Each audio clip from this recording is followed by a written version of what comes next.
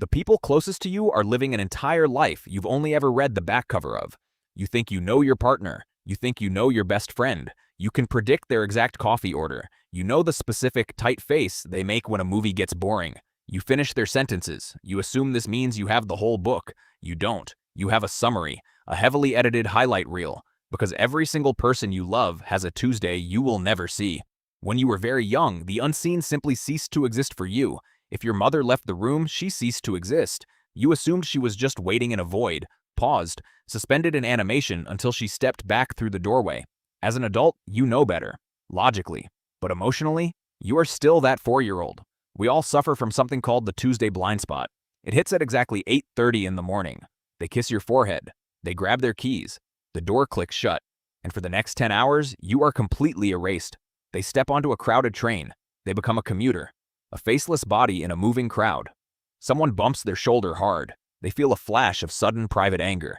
You are not there for it. They sit at a desk. They stare out a window at 2:14 p.m. and feel a hollow ache they can't even put a name to. You are not there for it. They laugh out loud at a joke told by a coworker you've never met. A genuine, breathless, ugly laugh. You are not there. Math is incredibly cruel to intimacy.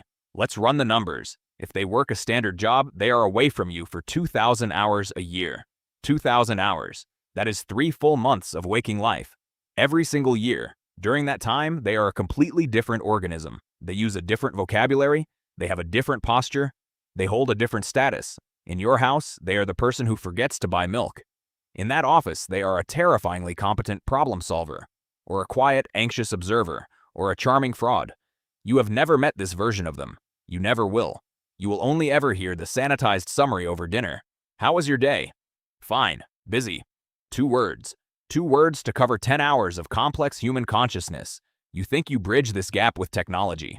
This is the sonar illusion. You send a text at noon, a meme, a complaint about the weather.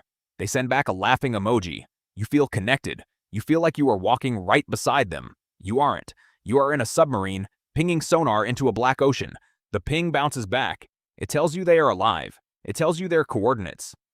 It tells you absolutely nothing about the temperature of the water or the monsters swimming underneath them. You experience thousands of thoughts every single day. 60,000. Even the most chatty, open, vulnerable partner shares maybe 300 of them with you. That is half of 1%.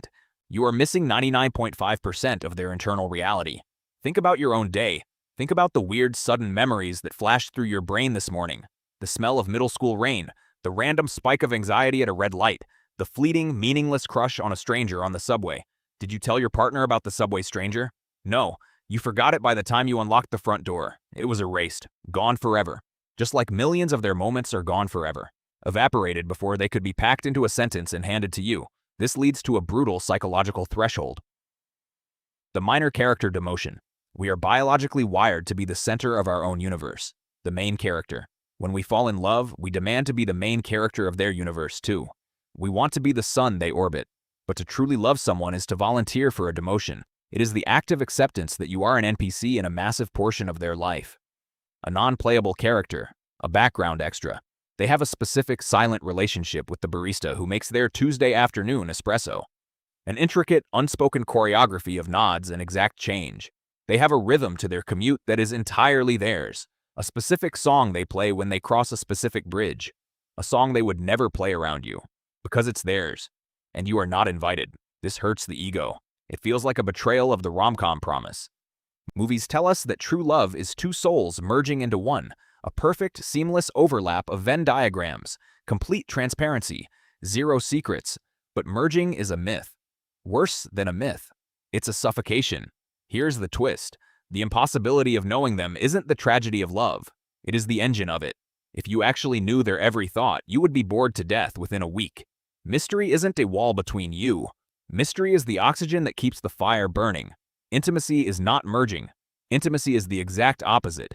It is standing on the shore of their continent, looking at the dense, dark jungle of their mind, and realizing you will never map the interior. You will never chart every river. You will never catalog every storm that rolls through. And choosing to stay on the beach anyway. You are agreeing to be each other's permanent mystery. You are signing a contract that says, I will never fully possess you, and that is okay. Because the math balances out. They are staring at your jungle too. They are standing on your shore, wondering about the storms you don't mention. You have a Tuesday they will never see. You have private victories in the driver's seat of your car. You have quiet terrors in the shower. You get to keep them. You do not have to surrender every inch of your soul to be loved.